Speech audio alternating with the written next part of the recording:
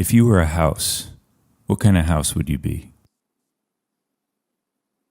A strong one, a broken one, a warm, welcoming one?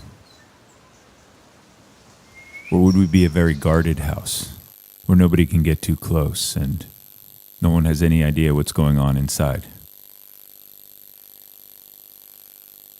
Would we be one of those super extravagant houses on the outside that's a little cold and empty on the inside?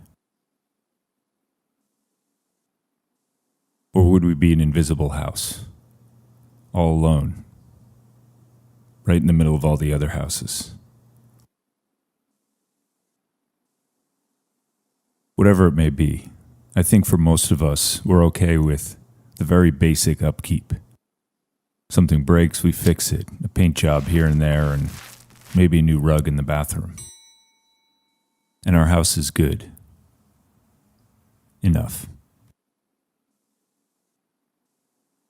Then there are those who are always working on home improvement. New kitchens, new floors, new additions, as far as their resources will take them, always trying to make their homes better. And this is good.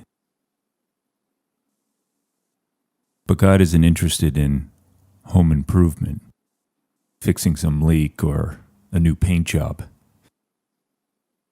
He wants to tear the whole thing down and build a giant palace in its place.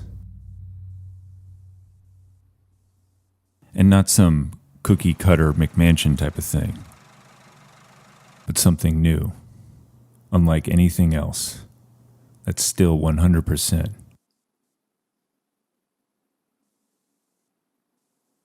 Now, this type of building is supernatural and requires supernatural construction and materials. We call these, and these resources are free and unlimited. And we're not going to like it at first, as all those old walls we put up have to come down. And all that mold is exposed in places we didn't even know existed. And we'll fight it and say, I'm not changing this, and don't touch that. And he'll say, but that has to go in order to make this more beautiful. And we'll think we know better and try to do the plumbing our way. And then a year later, the whole thing will explode and he'll smile and say, this time, let's do it together.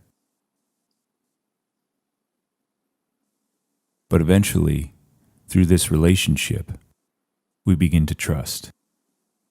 And eventually, we learn to let go. Until eventually, we leave the keys to the whole thing in his hands. We call this. And the work is never done, not even in a million lifetimes.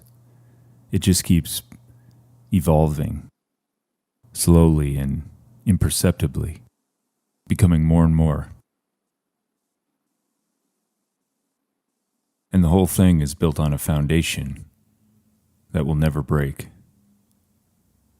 placed on top of a mountain to be a giant light.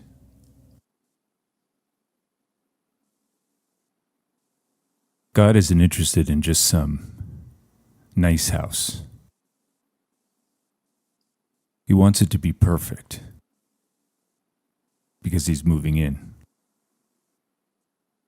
The God of the universe wants his spirit to live in you, and you in him for all eternity.